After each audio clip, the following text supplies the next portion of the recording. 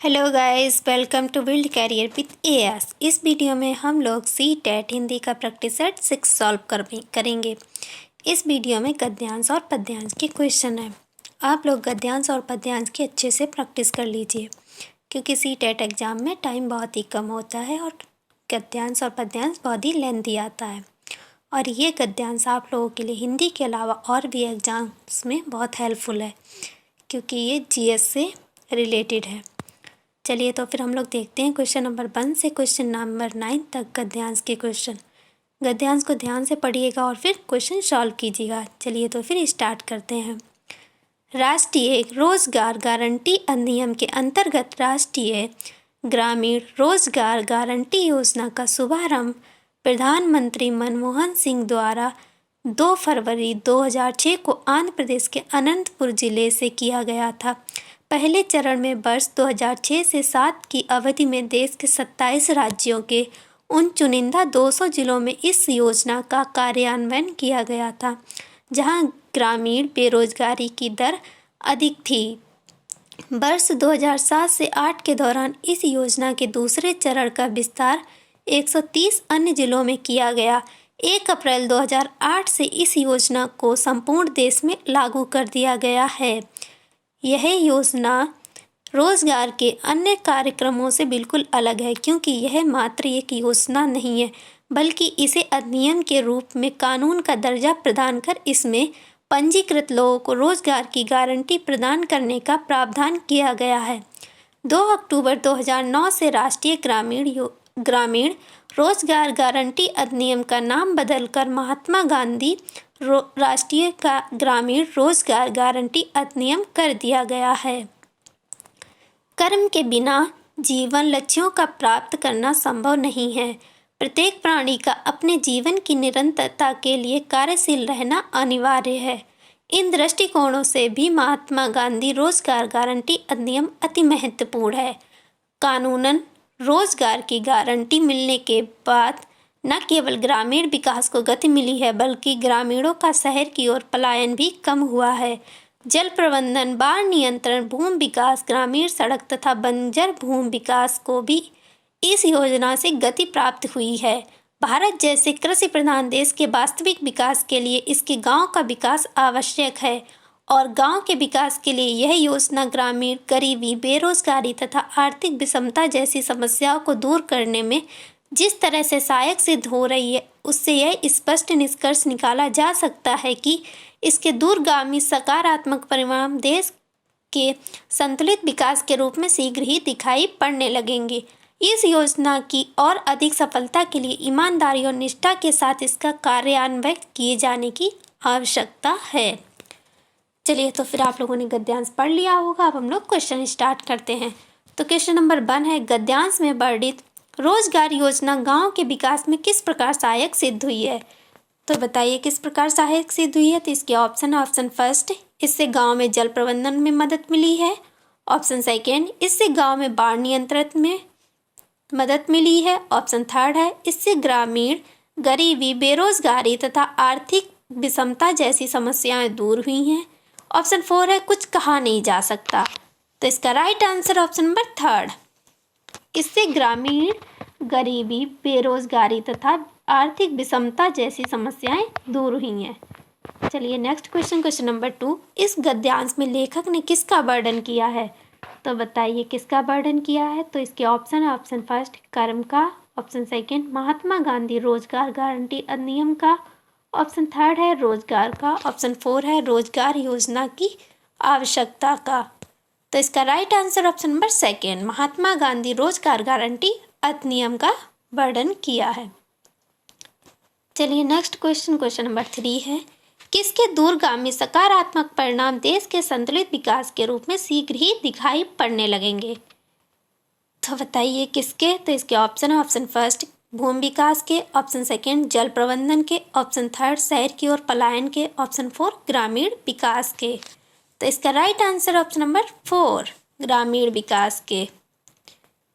Next question number 4, राष्ट्रीय ग्रामीण रोजगार गारंटी मिलने से ग्रामीण विकास के संदर्भ में कौन सा कथन असत्य है?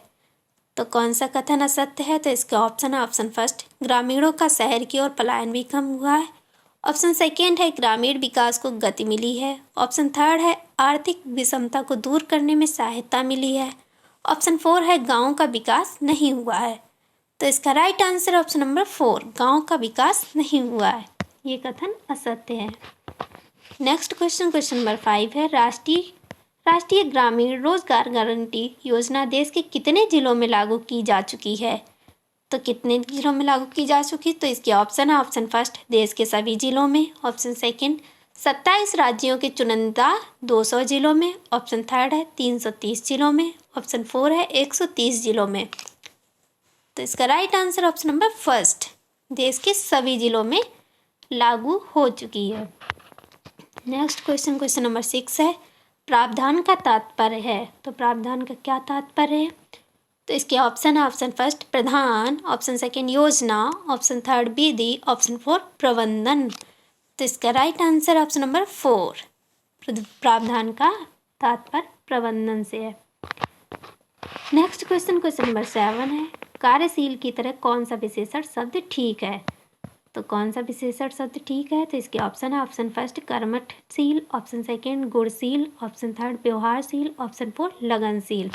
तो इसका राइट आंसर ऑप्शन नंबर 4, लगनशील सही है।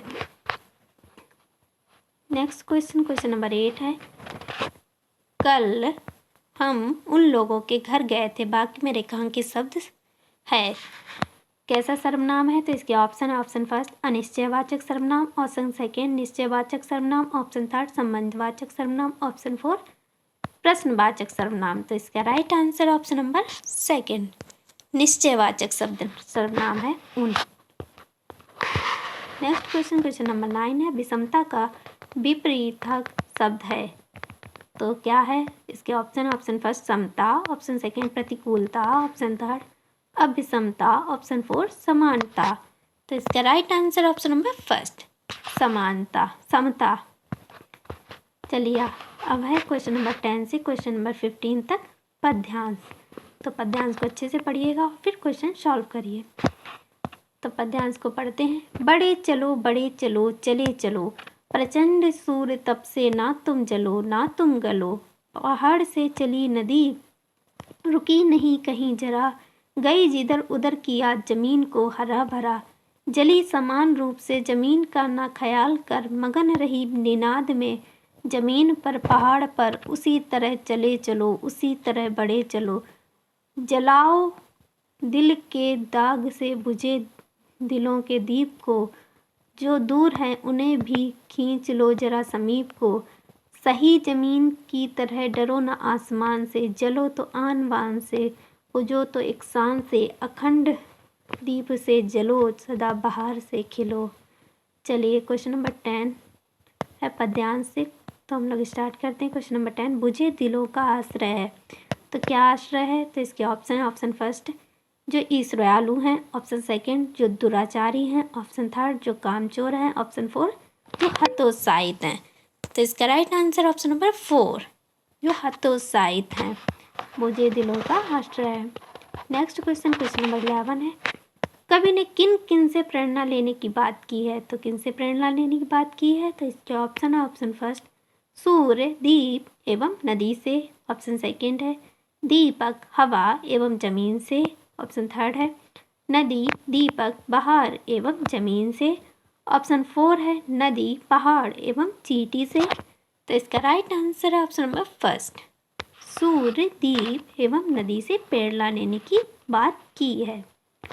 चलिए नेक्स्ट क्वेश्चन नंबर 12 है, अखंड दीप से जलों में अलंकार है, तो कौन सा अलंकार है? तो इसके ऑप्शन है ऑप्शन फर्स्ट उपमा, ऑप्शन सेकंड श्लेष, ऑप्शन थर्ड अनुप्रास, ऑप्शन फोर यमक। तो इसका right answer option number first उपमा अलंकार है, अखंड दीप से जलों में अलंकार है उपमा। नेक्स्ट क्वेश्चन नंबर 13 है, कवि ने कैसे बुझने के लिए कहा है?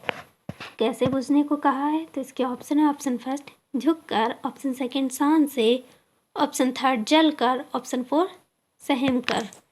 तो इसका right answer option number second शान से बुझने को कहा है। चलिए नेक्स्ट क्वेश्चन नंबर 14 है, काव्यांश का मूल भाव है। क्या मूल भाव है? तो इसके ऑप्शन है, ऑप्शन फर्स्ट निराशावादी जीवन जीना, ऑप्शन सेकेंड कार्यतापूर्ण जीवन जीना, ऑप्शन थर्ड है कर्मशील जीवन जीना, ऑप्शन फोर है भाग्यवादी होना।